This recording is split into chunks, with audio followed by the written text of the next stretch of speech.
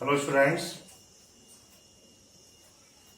I am Dr. Prahlad Sharma, your biology teacher. In today's lecture, we will discuss about the excretory product in the various animals. तो आज के lecture में हम different animal में excretory product के ऊपर discuss करेंगे। अब देखिए, हमने एक्सक्रीशन के रिगार्डिंग जब डिस्कस किया था इसके पहले वाले लेक्चर में, तो हमने आपको बताया था कि एक्सक्रीशन से मेनली हमारा जो मतलब है वो मतलब है इलिमिनेशन ऑफ नाइट्रोजनस वेस्ट से। ठीक है, तो एक्सक्रीशन को हम इसी तरह से डिफाइन करते हैं कि excretion is the elimination of nitrogenous waste. अब on the basis of excretory product, so generally the animal can be classified into the three major category। ठीक है, तो अब देखिए डिफरेंट एनिमल में एक्सक्रीटरी प्रोडक्ट डिफरेंट होता है, तो इसी एक्सक्रीटरी प्रोडक्ट के बेस पर हम एनिमल को डिफरेंट ग्रुप्स में क्लासिफाइड कर सकते हैं। तो now we discuss about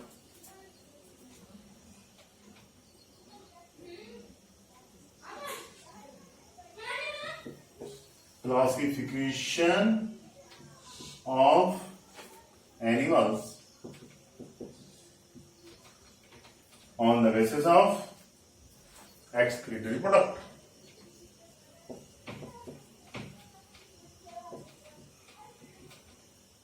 On the basis of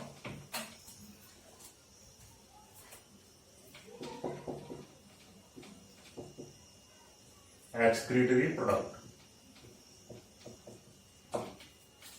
ठीक है, तो on the basis of excretory product animals को हम जनरली 3 ग्रुप्स में क्लासिफाइड करते हैं। कितने ग्रुप में डिवाइड करते हैं? 3 ग्रुप में डिवाइड करते हैं। तो first group is that ammonotelic. अभी अमोनोटेलिक क्या होते हैं?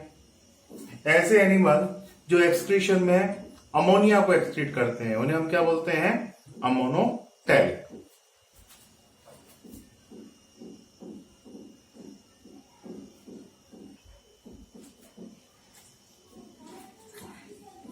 तो first of all we discuss about ammonotelic.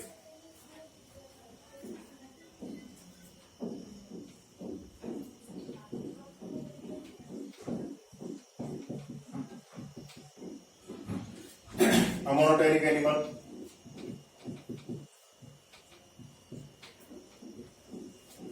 तो अमोनोटेलिक एनिमल में क्या होता है, यहां पर जो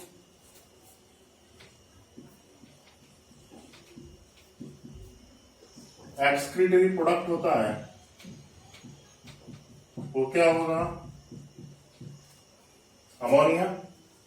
जब अमोनिया वाटर में डिसॉल्व होगा, तो अमोनिया जब वाटर में डिसॉल्व होगा तो इसका एक्सक्रीशन किस फॉर्म में होगा? इसका एक्सक्रीशन होगा अमोनियम आयन के फॉर्म में। ठीक है, अब यहां पर क्या है कि एक्सक्रीटरी प्रोडक्ट क्या हो गया? अमोनिया। अभी अमोनिया बनता कैसे है? अमोनिया का फॉर्मेशन कैसे होता है बॉडी के अंदर? तो जो एनिमल्स की बॉडी के अंदर अमोनिया का formation process of D amination के थ्रू होता है। अब प्रोसेस ऑफ डी अमाइनेशन क्या है? ठीक है, तो D amination basically occur inside the liver. In the process of deamination, unwanted amino acid convert into the ammonia।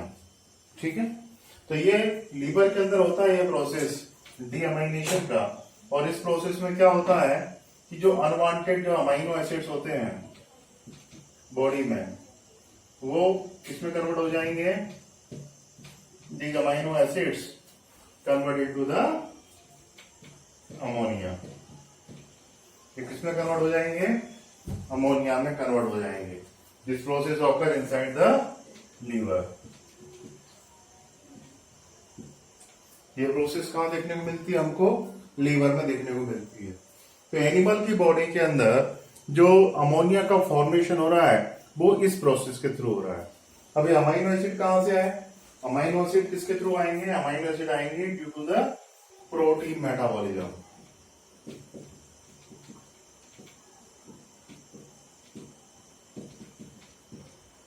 किसके थ्रू आते हैं? प्रोटीन मेटाबॉलिज्म के थ्रू आते हैं। ठीक है, अब यहां पर एक्चुअली हो क्या रहा है कि देखिए ammonia is a very toxic substance. Ammonia बहुत ज्यादा टॉक्सिक सब्सटेंस होगा तो इसे बहुत ही डाइल्यूट कॉन्सेंट्रेशन में बाहर निकालना पड़ेगा। यदि इसका थोड़ा सा भी कॉन्सेंट्रेशन बढ़ा तो हमारा एनिमल के ऊपर हार्मफुल इफेक्ट पड़ सकते हैं। तो इसको बाहर निकालने के लिए वाटर की बहुत ज्यादा नीड होती है। अब अप्रोक्सीमेट कितनी नीड होती है? तो तकरीबन 1 ग्राम ऑफ अमोनिया को इलिमिनेट करने के लिए हमें तकरीबन 500 ml वाटर की आवश्यकता होती है। तो आप देखेंगे कि 1 ग्राम अमोनिया के लिए कितने वाटर की नीड होगी?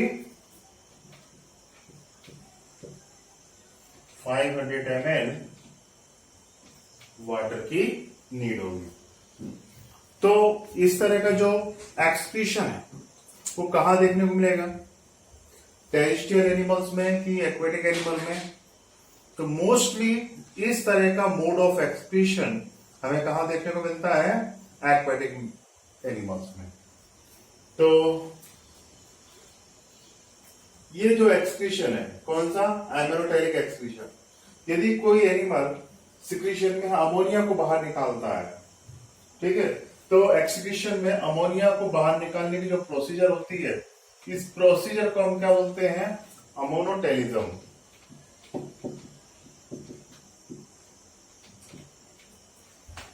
तो process of elimination of ammonia from body, तो उस पर्टिकुलर प्रोसेस को क्या बोलेंगे?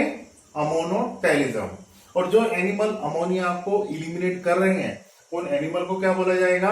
Ammonotelic animal. ठीक है, जो एनिमल अमोनिया को एक्सक्रीट कर रहे हैं उन्हें हम बोलेंगे अमोनोटेरिक एनिमल।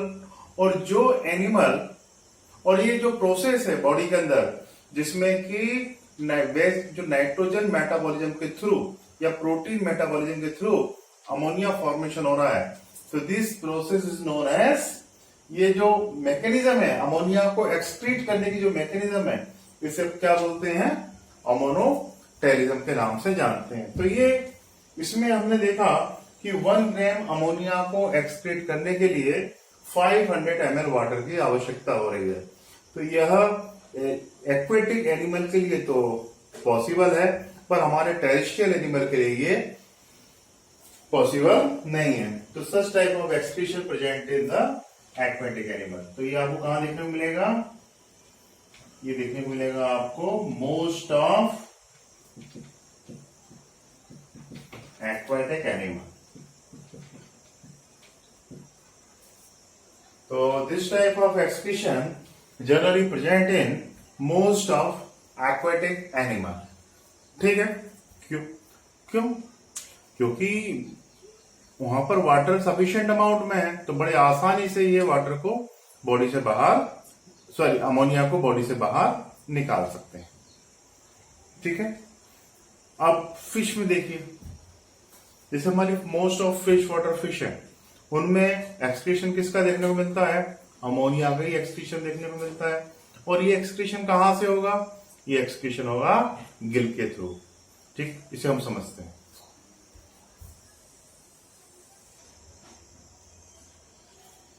तो अब देखिए, जरा समझिए। सपोर्ट है, ये हमारी बोनी फिश है, ठीक है, ऑस्टिक है। अब इसमें क्या होगा? रेस्पिरेशन के लिए इसको क्या करना पड़ता है? यहां से वाटर को लेना पड़ता है। और ये वाला पोर्शन क्या है? ये इसका पोर्शन कौन सा है? ओपर्कुलम। और यहां से वाटर जो है बाहर जाता है। अब यहां पर एक्चुअली है क्या? यहां पर इसके क्या है? गिल्स। ये गिल्स के ऊपर का कवरिंग किसका है? ओपर्कुलम का कवरिंग है। तो इसमें जो अमोनिया का एलिमिनेशन होता है फिश के अंदर, तो वो कहां से होगा? गिल से होगा। तो अमोनिया का एक्सक्रीशन फिश में कहां से होता है? गिल के थ्रू देखने को मिलता है। अब हम रफली कुछ एनिमल्स के एग्जाम्पल देखेंगे जिनमें कि हमें अमीनोटेलिज्म देखने को मिलता है। तो यदि हम इसके एग्जाम्पल्स के रिगार्डिंग डिस्कस करें तो इसके एग्जाम्पल्स में आपको देखने को मिलेंगे प्रोटोजोआ। जितने भी प्रोटोजोन्स हैं उनमें एक्सक्रीटिव प्रोडक्ट क्या होता है? अमोनिया। तो इसके एग्जाम्पल्स में आपको पहले प्रोटोजोआ को एनिमल में काउंट करते थे और आजकल प्रोटोजोआ को हम प्रोटिस्टा के अंदर काउंट करते हैं। उसके बाद ये एक्सक्रीशन आपको देखने को मिलेगा पोरीफेरा में, सिलेंट्रेटा में, टीनोफोरा में।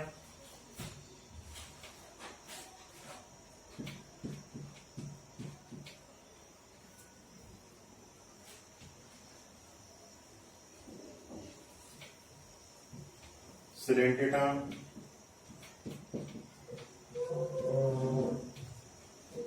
टीनोफोरा। उसके बाद हमारे जो प्लेटिहेल्मिन्थीज होते हैं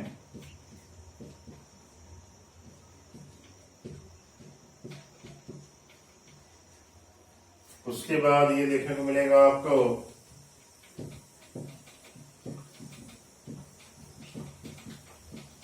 एस्केलमेंथीज में। उसके बाद इस तरह का जो एक्सक्रीशन है वो आपको इकाइनोडर्मेटा में देखने को मिलता है, बॉनी फिश में देखने को मिलता है।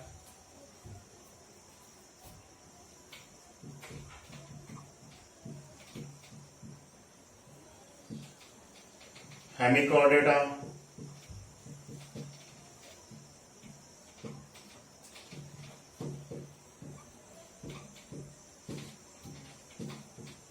Bonnie fishes. और उसमें भी मोस्टली जो है फ्रेश वाटर जो बॉनी फिशेस होते हैं उसमें इस तरह का एक्सक्रीशन देखने को मिलता है। ये एक्सक्रीशन आपको देखने को मिलेगा क्रोकोडाइल में और ये एक्सक्रीशन आपको देखने को मिलेगा टैडपोल लार्वा में।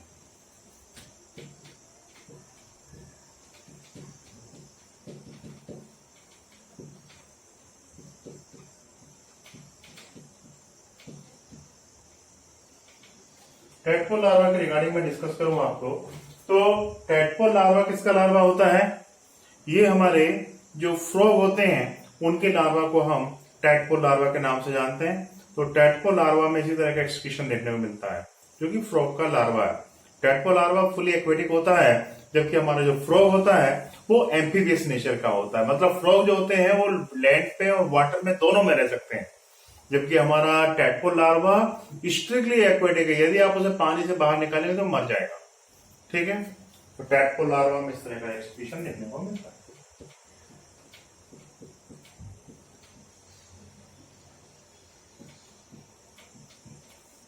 तो ये आपको कहां देखने को मिलेगा? टैडपोल लार्वा के अंदर। तो इतने सारे ऑर्गेनिजम्स में इस तरह का एक्सक्रीशन देखने को मिलता है। कौन सा? अमोनोटेलिज्म। यहाँ पे अमोनिया का एक्सक्रीशन हो रहा है, तो इस प्रोसेस को क्या बोलेंगे? अमोनोटेलिज्म। और जो एनिमल अमोनिया को एक्सक्रीट कर रहे हैं उनको हम क्या बोलेंगे? Ammonotelic animal. It become clear? ये समझ में आ गया। अब इसके बाद हम बात करेंगे नेक्स्ट मोड ऑफ एक्सक्रीशन के रिगार्डिंग, जिसे हम बोलते हैं यूरियोटेलिज्म। अमोनोटेलिज्म में तो everything become clear, no any problem. तो नेक्स्ट इज यूरियोटेलिज्म।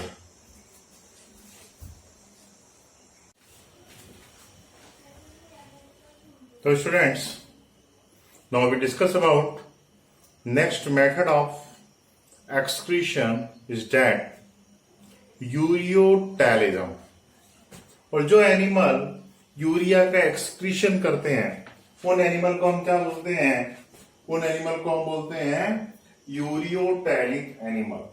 तो यूरियोटेलिक एनिमल कौन से हैं? जो एक्सक्रीशन में क्या सिक्रीट करते हैं? यूरिया सिक्रीट करते हैं। ठीक है, तो ये एनिमल एक्सक्रीशन में क्या सिक्रीट करेंगे? यूरिया। अब urea comparatively less toxic than ammonia. Approximate, देखो ammonia is the highly toxic, तो ammonia is the very toxic for the livings, but urea is the 1 lakh times less toxic than ammonia. तो ये जो यूरिया होती है ये 1 लाख टाइम लेस टॉक्सिक होती है एज कंपेयर टू अमोनिया। ठीक है, तो इसलिए यूरिया को एक्सक्रीट करने के लिए कम वाटर की नीड होगी एज कंपेयर टू अमोनिया, तो इसको एक्सक्रीट करने के लिए लेस वाटर की नीड होगी।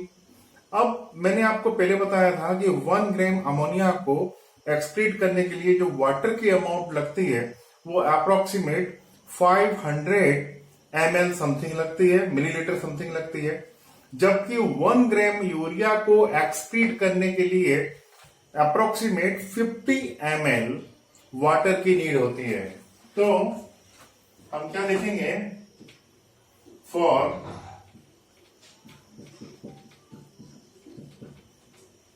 एक्सक्रीशन ऑफ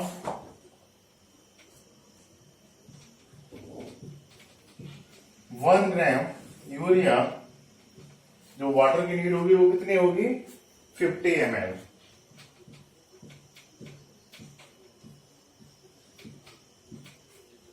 तो कितने वाटर की नीड होना है, हमें 50 ml वाटर की नीड होनी है। तो हम क्या देख रहे हैं, यदि हमें वाटर का कंजर्वेशन करना है तो अमोनिया के कंपेयर में यूरिया का एक्सक्रीशन करना ज्यादा बेनिफिशियल है। तो हमारे मोस्ट ऑफ टेरेस्ट्रियल एनिमल्स में जो सिक्रीशन देखने को मिलता है वो किसका देखने को मिलता है, यूरिया का देखने को मिलता है। और वाटर के कंजर्वेशन के पॉइंट ऑफ व्यू से ये एडॉप्टेड मेथड है। ठीक है, ये इस तरह का एडॉप्टेशन है जिसमें कि वाटर का लॉस कम करना पड़ रहा है इन द एक्सक्रीशन। ठीक है, और यूरिया जो होता है वो बॉडी के अंदर ऑस्मो रेगुलेशन को मैनेज करने में भी काफी इंपॉर्टेंट हेल्प करता है। तो हमारी बॉडी में जो यूरिया का जो एक्सक्रीशन किया जाता है, यूरिया को ब्लड में से जो रिमूव आउट किया जाता है वो किडनी में किया जाता है, और पूरा का पूरा यूरिया बाहर नहीं निकाला जाता है, कुछ यूरिया की अमाउंट को वापस रीअब्सॉर्ब किया जाता है for maintaining the osmo regulation. Body में यूरिया का फॉर्मेशन होता कहां है, बॉडी में यूरिया का फॉर्मेशन लीवर में देखने को मिलता है। तो आप देखेंगे क्या हुआ हमारे लीवर के अंदर, इन लीवर आपको क्या देखने को मिलेगा कि जो भी अनवांटेड अमीनो एसिड्स हैं, इन अमीनो एसिड से किसका फॉर्मेशन होगा, अमोनिया का फॉर्मेशन होगा। इस प्रोसेस को हम क्या बोलेंगे, this process is known as deamination.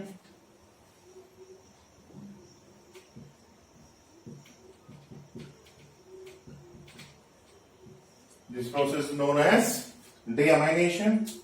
और फिर बाद में हम देखेंगे कि लीवर के अंदर ही अमोनिया से किसका फॉर्मेशन होना है, यूरिया का फॉर्मेशन होना है। तो अब अमोनिया से यूरिया फॉर्मेशन की जो प्रोसेस होगी इसे हम बोलेंगे, इसको हम जो है ऑर्निथिन साइकिल के नाम से जानते हैं। ठीक है,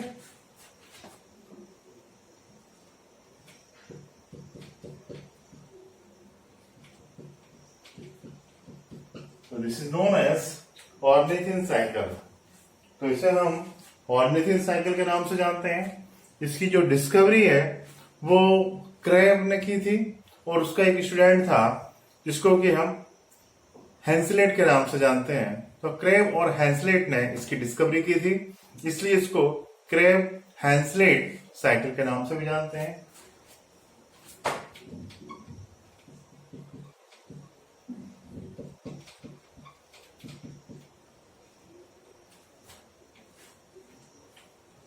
This is known as Krebs-Hanslett cycle. तो इसे हम ऑर्निथिन साइकिल के नाम से भी जानते हैं, या इसको हम क्रेब हैंसलेट साइकिल के नाम से भी जानते हैं।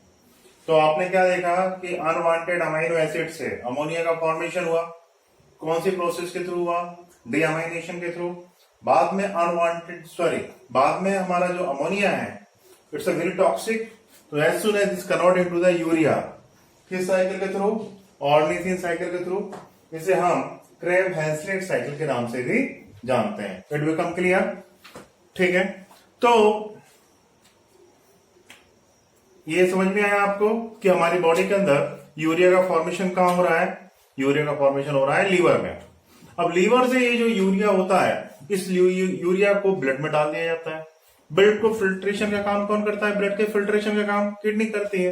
तो किडनी क्या करती है कि इस यूरिया को ब्लड में से रिमूव करती है, बाद में ये यूरिया यूरिन के थ्रू पास आउट कर दिया जाता है, ठीक है। तो इस तरह से यूरिया का एक्सक्रीशन देखने को मिलता है। अब यूरिया का एक्सक्रीशन किन किन एनिमल्स में देखने को मिलता है, इस पे क्वेश्चन बन सकते हैं नीट एग्जामिनेशन में, इसको हम डिस्कस कर लेते हैं। तो अब इसके एग्जांपल्स देखते हैं। इसमें जितने भी इंपॉर्टेंट पॉइंट्स हैं वो मैंने डिस्कस कर लिए हैं। तो mode of excretion of urea, ureotelism, ये डिस्कस हो गया।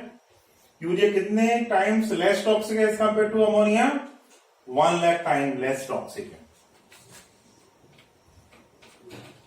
तो अब हम इसके एग्जांपल डिस्कस करते हैं।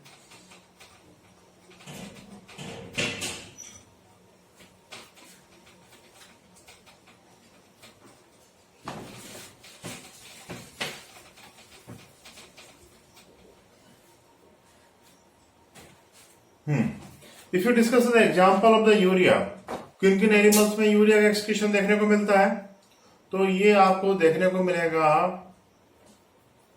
हमारा एक पैरासाइटिक एस्केलमेंथीज है। देखिए एस्केलमेंथीज में मोड ऑफ जो एक्सक्रीशन होता है वो रेनियड सेल से होता है, या जिसे हम एच से ऑर्गन के नाम से जानते हैं, उसके थ्रू देखने को मिलता है, ठीक है। तो एस्केलमेंथीज में जो एक्सक्रीटिव प्रोडक्ट होता है वो अमोनिया भी हो सकता है और वो हमको यूरिया भी देखने को मिल सकता है। पर हमारा जो कॉमन ह्यूमन जो राउंड वर्म है, जिसे कि हम एस्केरिस के नाम से जानते हैं, उस एस्केरिस के अंदर जो एक्सक्रीटिव प्रोडक्ट होता है वो हमारा यूरिया होता है, ठीक है। तो एस्केरिस, इसे हम क्या बोलते हैं, इसे हम बोलते हैं कॉमन ह्यूमन राउंड वर्म। तो इसमें एक्सक्रीशन में क्या दिखाई देगा आपको, यहां पर एक्सक्रीशन में आपको यूरिया दिखाई देगा। इसके अलावा यूरिया और कहां देखने को मिलेगा, एनिलिड्स की बात करें, एनिलिड्स में हमारे जो टेरेस्ट्रियल एनिलिड्स हैं, जैसे कि अर्थवर्म के रिगार्डिंग डिस्कस करें, तो अर्थवर्म में आपको लैंड के ऊपर यूरिया का एक्सक्रीशन देखने को मिलेगा।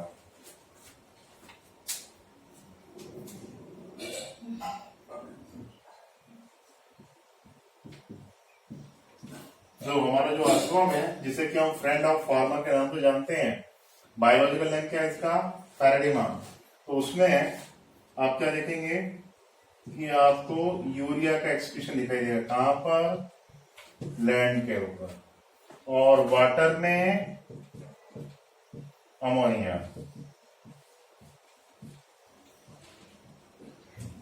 अर्थवर्म भी इसका बड़ा फेमस एग्जांपल है। उसके बाद कैटपोल लार्वा, मैंने बताया था कि एक्सक्रीटिव प्रोडक्ट क्या होता है, अमोनिया। पर लार्वा से जब फ्रॉग बन जाता है, अडल्ट एम्फीबियंस जो हो जाते हैं, उनमें जो एक्सक्रीटिव प्रोडक्ट देखने को मिलेगा वो आपको यूरिया देखने को मिलेगा। तो इन एडल्ट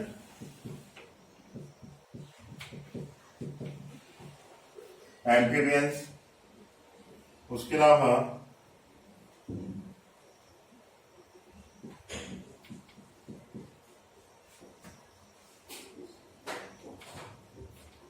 आपको मैमल्स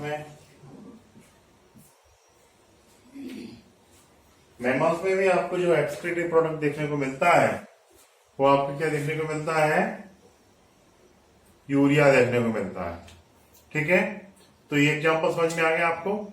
इसके अलावा हमारी जो कार्टिलेजिनस फिश होती है, जो शार्क फिश होती हैं, उनमें आपको ये देखने को मिलता है।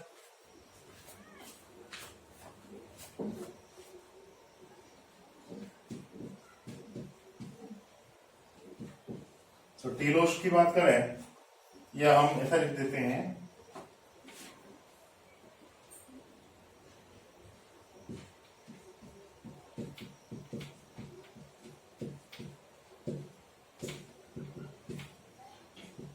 Cartilaginous fishes.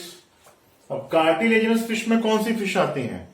तो कार्टिलेजिनस फिश में हमारी आएंगी जिनमें entire skeleton system made by the cartilage. तो उनमें आपको जो एक्सक्रीटरी प्रोडक्ट देखने को मिलेगा वो कौन सा देखने को मिलेगा? यूरिया, जैसे कि शार्क,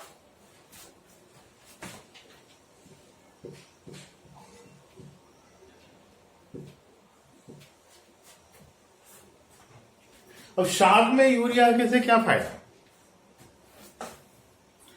शार्क फिश कहां रह रही है? जितनी भी कार्टिलेजिनस फिश होती हैं वो स्ट्रिक्टली मरीन होती हैं। अब मरीन फिश को एक समस्या झेलनी पड़ती है। क्या प्रॉब्लम झेलनी पड़ती है? कि इनको अपनी बॉडी का कॉन्सेंट्रेशन उतना ही रखना है जितना कॉन्सेंट्रेशन बाहर का है, मतलब कि सी वाटर का कॉन्सेंट्रेशन। तो अब सी वाटर के कॉन्सेंट्रेशन के रिगार्डिंग डिस्कस करें तो वहां पर क्या होता है कि सलाइनिटी ज्यादा है। तो सी वाटर में सलाइनिटी किसकी वजह से है? NaCl की वजह से।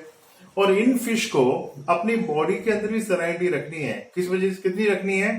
कि जिससे इनका ऑस्मोटिक प्रेशर सराउंडिंग के ऑस्मोटिक प्रेशर के बराबर हो जाए। अब किसी भी सब्सटेंस में जब किसी भी सॉल्वेंट को हम सॉल्यूट को डिजोल्व करते हैं तो उसका ऑस्मोटिक प्रेशर इंक्रीज होता है। तो ये फिश क्या करती हैं? अपने ब्लड में यूरिया की अमाउंट ज्यादा कर लेती हैं ताकि उसका ऑस्मोटिक प्रेशर सराउंडिंग के ऑस्मोटिक प्रेशर के बराबर हो जाए। ठीक है, समझ में आया ना आपको? तो ऐसा ये ऑस्मोटिक बैलेंस के लिए करते हैं। तो इन कार्टिलेजिनस फिश जैसे कि शार्क, तो शार्क में आपको इस तरह का जो है फिनोमिना देखने को मिलेंगे। जरा बात को समझिए। आपने प्लांट बॉटनी में आपने ट्रांसपोर्ट इन प्लांट्स वाला चैप्टर पढ़ा हुआ है, तो वहां पर आपने ऑस्मोसिस के बारे में पढ़ा हुआ है। तो आपने देखा होगा कि ऑस्मोटिक प्रेशर की डिफरेंस की वजह से एंडोऑस्मोसिस, एक्सोऑस्मोसिस जैसी फिनोमिना देखने को मिलती है। ठीक, यदि मान लीजिए दोनों साइड का दो डिफरेंट सिस्टम्स हैं और दोनों का ऑस्मोटिक प्रेशर बराबर है, इक्वल है, तो ऐसे में कोई प्रॉब्लम नहीं आनी, मटेरियल का मूवमेंट कहीं से कहीं नहीं होने वाला। ठीक है, अब शार्क फिश जो है इनके अंदर क्या है? इनके अंदर जो सलाइनिटी ज्यादा है वो किसकी वजह से है? यूरिया की वजह से। तो ये आराम से वाटर में सरवाइव कर सकते हैं। ठीक है, तो you must remember that higher concentration of the urea present in the blood of shark for prevent the endosmosis. It become clear. उसके बाद ureotelism is also observe in aquatic snack.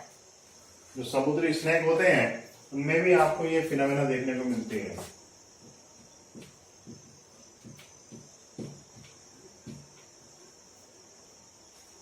तो एक्वाटिक स्नैक में भी आपको ureotelism देखने को मिलेगा।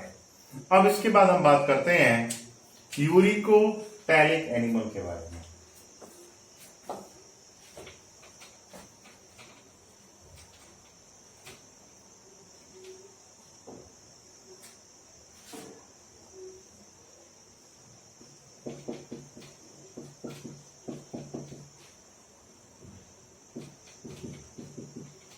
Now we discuss about uricotelic animal. तो यूरिकोटैलिक एनिमल किसको बोलते हैं? ऐसे एनिमल जो एक्सक्रीशन में यूरिक एसिड को सिक्रीट करते हैं उसे हम क्या बोलते हैं? यूरिकोटैलिज्म के नाम से जानते हैं। अब uric acid is the insoluble in the water and hence for the removing of the uric acid no need of the water। देखो यूरिक एसिड वाटर में सॉल्युबल नहीं है, इसलिए यूरिक एसिड को बाहर निकालने के लिए वाटर की कोई आवश्यकता नहीं होती है। ठीक है, तो यूरिकोटेलिज्म में यूरिकोटेलिक एनिमल क्या एक्सक्रीट करेंगे, ये एक्सक्रीट करेंगे यूरिक एसिड। ठीक है, और mechanism of excretion of uric acid is known as uricotelism, means mode of excretion of uric acid. तो यूरिक एसिड के एक्सक्रीशन की जो मैकेनिज्म को यूरिकोटेलिज्म के नाम से जानते हैं। You must remember uric acid insoluble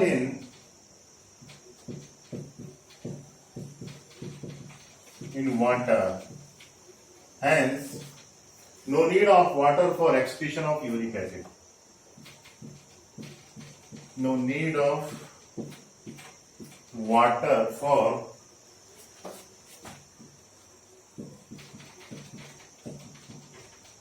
excretion of uric acid.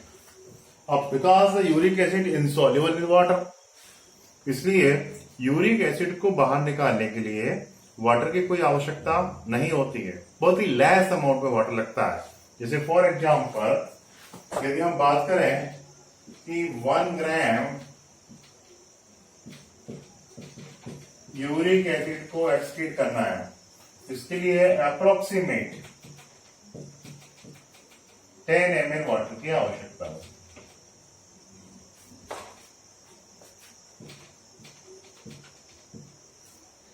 तो इसके लिए कितने वाटर की आवश्यकता होगी, अप्रोक्सीमेट 10 ml वाटर की आवश्यकता होगी।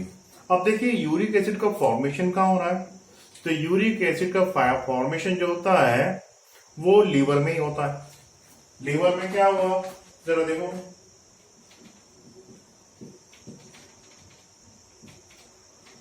तो यूरिक एसिड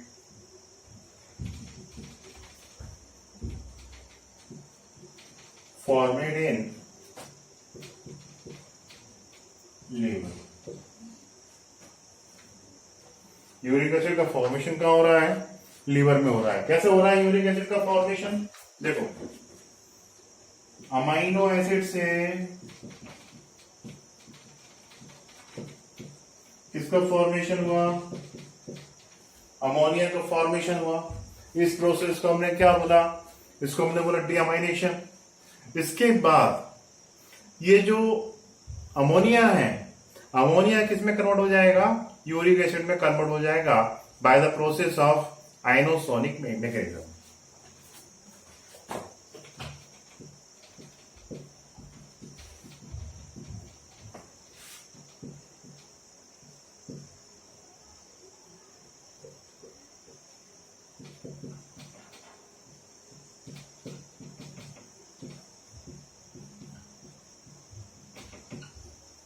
तो एक मैकेनिज्म होती है, इस मैकेनिज्म को हम आइनोसोनिक मैकेनिज्म के नाम से जानते हैं। तो इस मैकेनिज्म के थ्रू, इस आइनोसोनिक मैकेनिज्म के थ्रू अमोनिया से यूरिक एसिड का फॉर्मेशन हो जाता है।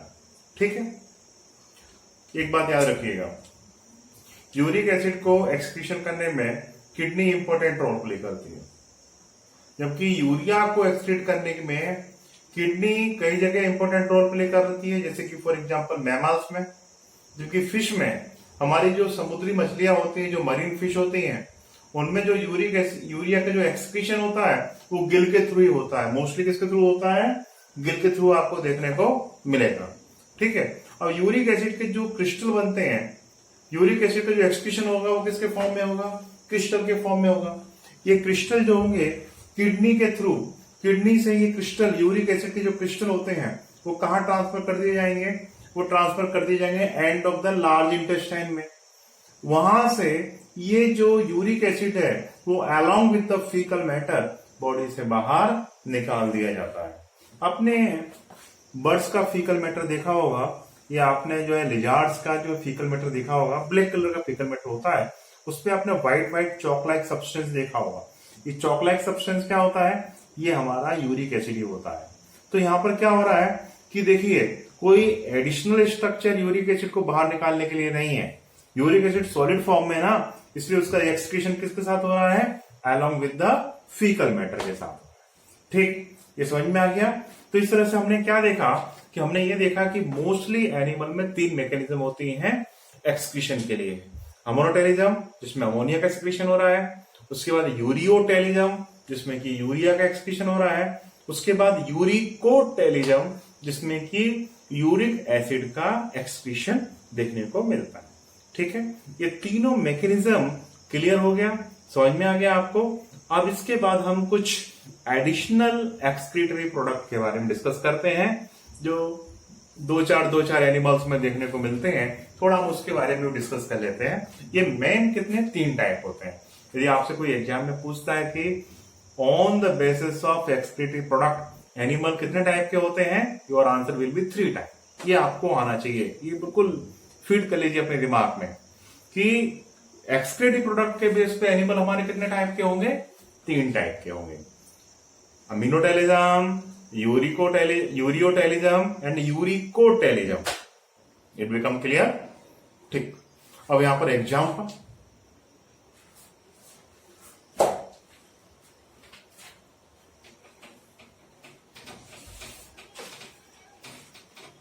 अब एग्जाम्पल देखिए, बड़े इंटरेस्टिंग एग्जाम्पल है इसके।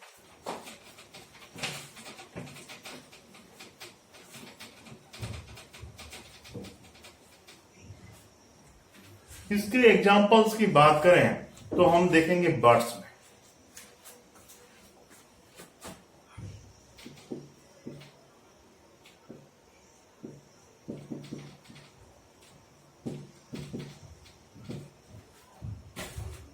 बर्ड्स में आपको यूरिक एसिड का एक्सक्रीशन देखने को मिलेगा। अब देखिए, बर्ड्स में क्यों देखने को मिलता है? बर्ड्स तो उनमें तो फेदर्स होते हैं, वो उड़ के जा सकते हैं पानी पीने के लिए, उनमें क्यों देखो बर्ड, यदि उनका बॉडी वेट बढ़ गया तो उड़ कैसे पाएंगे वो? मान लीजिए कोई क्रो है या कोई पिजन है, पानी के सोर्स के पास गया, उसने ढेर सारा पानी पी लिया, उसका बॉडी बढ़ गया, उसके बॉडी वेट ज्यादा हो गया, अब वो खूब फेदर हिला के परेशान हो जाएगा, उड़ ही नहीं पाएगा। तो ये किसी बर्ड्स के लिए अच्छी बात है क्या? उसे तो अपना बॉडी वेट लाइट करना है, तो उसे पानी कम पीना चाहिए। और वाटर का मैक्सिमम लॉस कहाँ होता है? इन फॉर्म ऑफ एक्सक्रीशन होता है।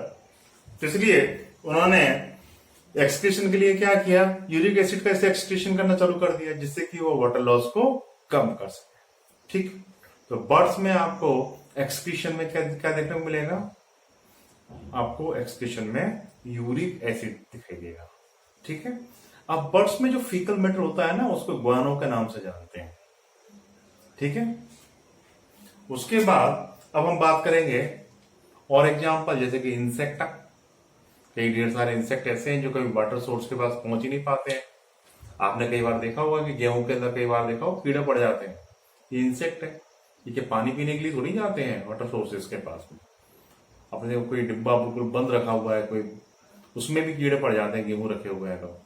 ये कीड़े पानी पीने के लिए थोड़ी जाएंगे, किसका यूज करेंगे? मेटाबॉलिक वाटर का यूज करेंगे। तो इंसेक्ट में भी जो है एक्सक्रीशन में आपको क्या दिखाई देगा? Uric acid.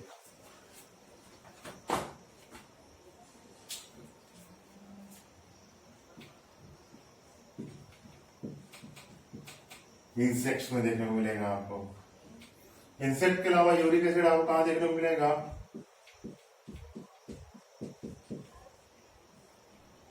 रेप्टाइल्स में। जो वाटर सोर्सेस के पास रहते हैं रेप्टाइल्स, उन रेप्टाइल्स को छोड़ दीजिए, बाकी आपको मोस्ट ऑफ रेप्टाइल्स में जो एक्सक्रीशन देखने को मिलेगा, वो उसमें आपको किसका एक्सक्रीशन दिखाई देगा? आपको यूरिक एसिड का एक्सक्रीशन दिखाई देगा। हमारे जो डेजर्टिक स्नेक होते हैं उनमें आपको इसी का एक्सक्रीशन दिखाई देगा। उसके बाद आपको कैंगारो,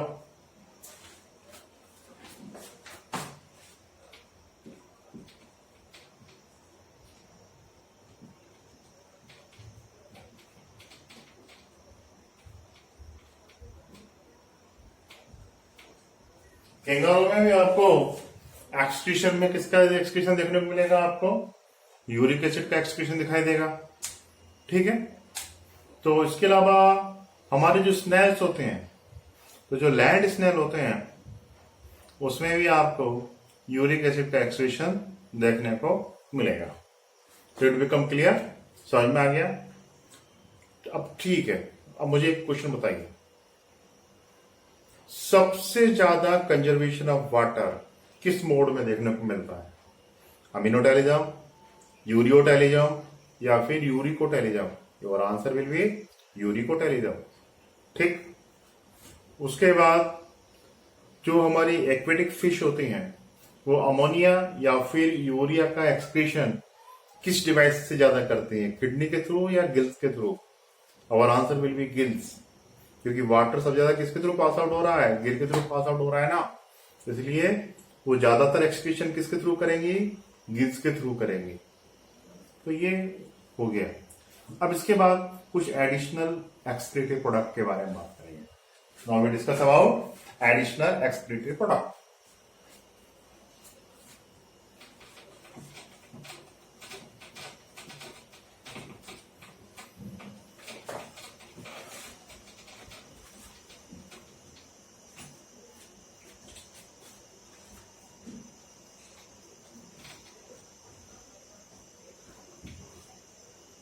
फंडामेंटली एक्सक्रीटरी प्रोडक्ट कितने होते हैं? 3 होते हैं, अमोनिया, यूरिया और uric acid.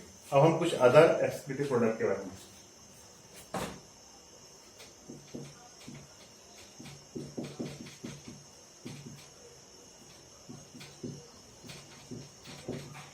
Now we discuss about other excretory product. अब अदर एक्सक्रीटरी प्रोडक्ट के रिगार्डिंग डिस्कस करें तो इसमें कई ढेर सारे एक्सक्रीटरी प्रोडक्ट आपको देखने को मिलेंगे, जैसे कि guanine,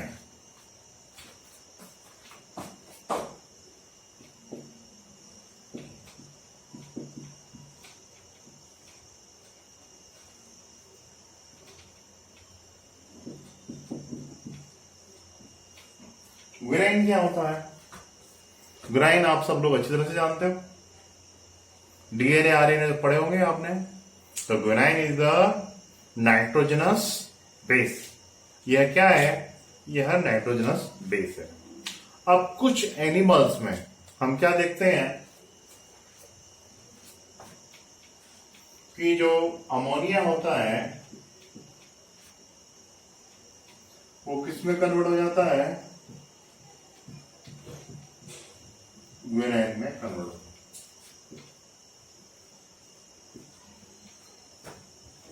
So in few animals, the ammonia converted to the guanine. For example, यदि हम इसके एग्जाम्पल्स के रिगार्डिंग डिस्कस करें तो ये आपको देखने को मिलेगा स्पाइडर्स में।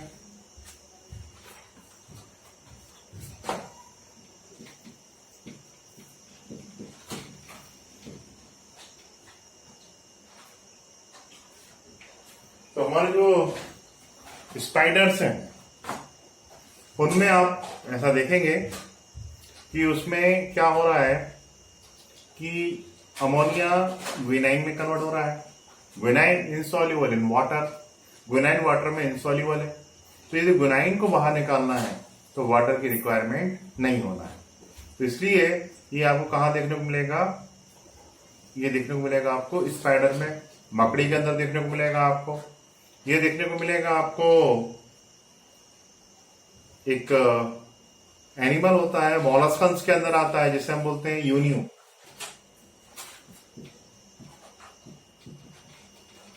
हिंदी में इसको हम शीप के नाम से जानते हैं और मराठी में इसको हम सिंपले के नाम से जानते हैं। तो उसमें आपको ये देखने को मिलेगा। इसके बाद पेंगुइन में आपको देखने को मिलेगा जो कि बर्ड है।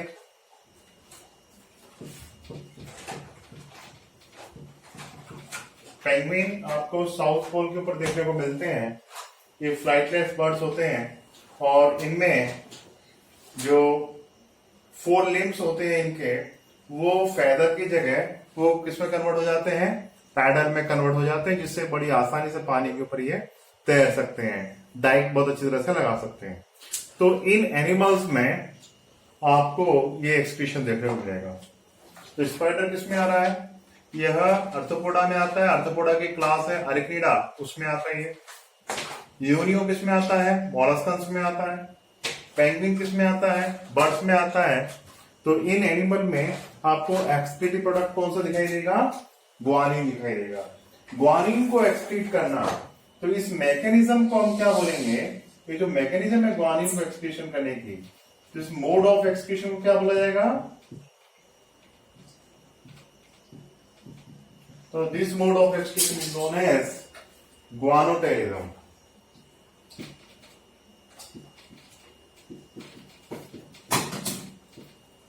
So this mode of excretion is known as guanotelism. It become clear? ये समझ में आ गया आपको ग्वानोटेलिज्म क्या होता है? अब इसके बाद नेक्स्ट मटेरियल है ट्राइमिथाइल एमाइन। कुछ एनिमल में ये एक एक्सक्रीटिव प्रोडक्ट होता है, इसको देख लेते हैं।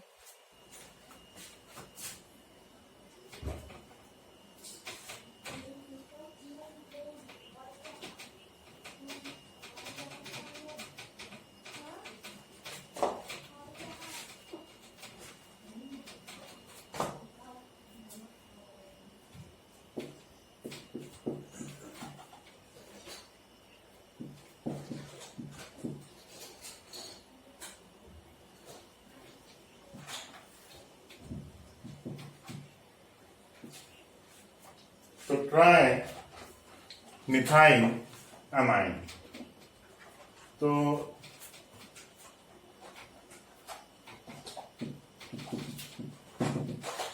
Now we discuss about the trimethyl amine के बारे में, या फिर ट्राइमिथाइल अमाइन ऑक्साइड्स के बारे में, क्योंकि एक्सक्रीशन ऑक्साइड के फॉर्म में होता है। तो ट्राइमिथाइल अमाइन ऑक्साइड के फॉर्म, यह एक एक्सक्रीटिव प्रोडक्ट है। अब ये एक्सक्रीटिव प्रोडक्ट आपको कहां देखने को मिलेगा? तो ये एक्सक्रीटिव प्रोडक्ट आपको देखने को मिलता है सर्टन मॉलस्कन्स में।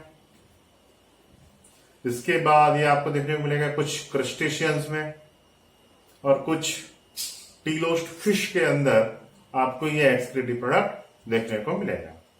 ठीक है,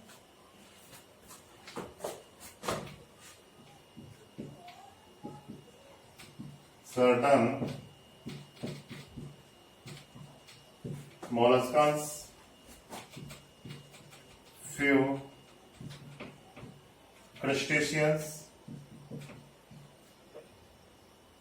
क्रस्टेशियन में कौन आते हैं?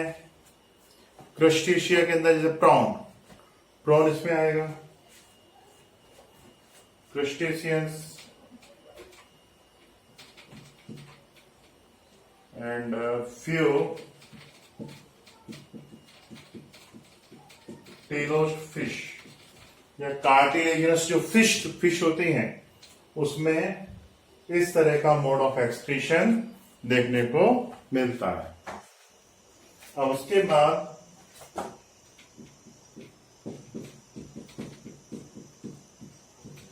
एपोरिक एसिड एंड एक तो ऑर्निथ्यूरिक एसिड,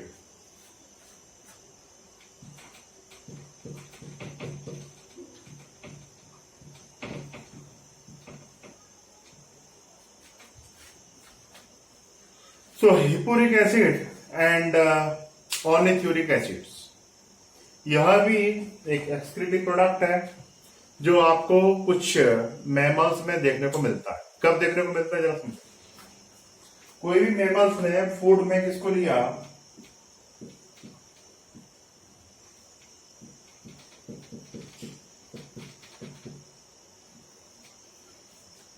बेंजोइक एसिड खाने में आ गया। बेंजोइक एसिड का यूज आजकल बहुत किया जाता है प्रिजर्व फूड के अंदर।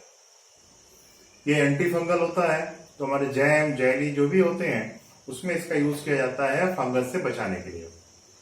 अब रेबिट ने, किसी भी मैमल्स ने मान लीजिए कि क्या खाया, बेंजोइक एसिड खाने में आ गया, it's a very harmful for body. तो बॉडी में क्या किया जाता है, बेंजोइक एसिड को लेस हार्मफुल सब्सटेंस में कन्वर्ट कर दिया जाता है। आपने एक प्रोसेस के बारे में सुना होगा जिस प्रोसेस को हम बोलते हैं डिटॉक्सिफिकेशन। और आपने ये भी सुना होगा कि डिटॉक्सिफिकेशन की जो प्रोसेस होती है इसमें सबसे इंपॉर्टेंट रोल कौन प्ले करता है, हमारा लीवर। तो लीवर क्या करेगा कि बेंजोइक एसिड को वो लेस टॉक्सिक सब्सटेंस जैसे कि हिप्पोरिक एसिड या फिर इसको कन्वर्ट किसमें कर देगा, ऑर्निथ्यूरिक एसिड में एक्सक्रीट कन्वर्ट कर देगा, जिनको कि बॉडी से बाहर एक्सक्रीट कर दिया जाता है। तो ये समझ में आ गया आपको, ये क्लियर हो गया, ठीक है, इसमें तो कोई कंफ्यूजन नहीं ना। तो इस तरह से ये एक्सक्रीशन देखने को मिलता है। मैमल्स में बेसिकली हिप्पोरिक एसिड देखने को मिलता है, जबकि बर्ड्स में ये जो कन्वर्शन होता है इस कन्वर्शन में ऑर्निथ्यूरिक एसिड का फॉर्मेशन होता है। नेक्स्ट एक्सक्रीटरी प्रोडक्ट है क्रिएटिनाइन। अब क्रिएटिनाइन क्या होता है, कहां से आता है?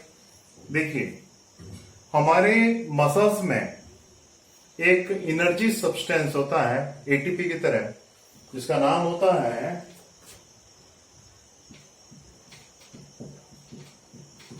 Creatinine phosphate. इसका नाम क्या होता है? Creatinine phosphate. अब जब एटीपी की आवश्यकता होती है तो क्या करता है क्रिएटिनाइन फास्फेट, ये अपना फास्फेट एडीपी को दे देता है और ये क्रिएटिनिन अलग हो जाता है। अब ये जो क्रिएटिनिन होता है, ये क्रिएटिनिन बॉडी के कोई मतलब का नहीं होता है, इसको बॉडी से बाहर इलिमिनेट करना होता है, ठीक है। तो इसको इलिमिनेट जो है वो किडनी के थ्रू किया जाता है। किडनी में नेफ्रॉन्स के थ्रू ये फिल्टर होकर ग्लोमेरुलस फिल्ट्रेट में आ जाता है और वहां से यूरिन के थ्रू ये पास आउट हो जाता है। अब किडनी कई बार हमारी प्रॉपर तरीके से काम कर रही है या नहीं कर रही है, इसको हम बड़े इजीली डायग्नोस कर सकते हैं ब्लड में क्रिएटिनिन की अमाउंट को देखकर, ठीक है। यदि मान लीजिए किडनी प्रॉपर तरीके से वर्क नहीं कर रही है तो ऐसी कंडीशन में क्या होता है कि ब्लड में क्रिएटिनिन की अमाउंट इंक्रीज हो जाती है। समझ में आ गया? अब कई बार क्वेश्चन ये उठता है कि ह्यूमन यूरिन किस तरह का होता है, ह्यूमन किस तरह का एनिमल है। तो हमारा ह्यूमन का जो यूरिन होता है उसमें मेनली यूरिया होता है। तो इस तरह से वो कौन सा एनिमल हो गया? यूरियोटैलिक एनिमल हो गया। बट थोड़ी सी अमाउंट में यूरिक एसिड भी प्रेजेंट होता है। अब यूरिक एसिड यूरिन में कहां से आता है? यूरिक एसिड यूरिन में जो आता है वो हमारे जो न्यूक्लिक एसिड का जो मेटाबॉलिज्म बॉडी में होता है उसके थ्रू ये यूरिक एसिड थोड़ी सी अमाउंट में हमारी यूरिन के अंदर प्रेजेंट होता है। तो एक्सक्रीटरी मटेरियल के रिगार्डिंग इतना सफिशिएंट है। आई होप आपको समझ में आया होगा। हमने एनसीईआरटी में जितना था उससे काफी ज्यादा डेप्थ में डिस्कस किया। ऐसा इसलिए किया कि आपका एक भी क्वेश्चन मिस नहीं होना चाहिए, आपको पूरा पूरा समझ में आना चाहिए। Thank you students.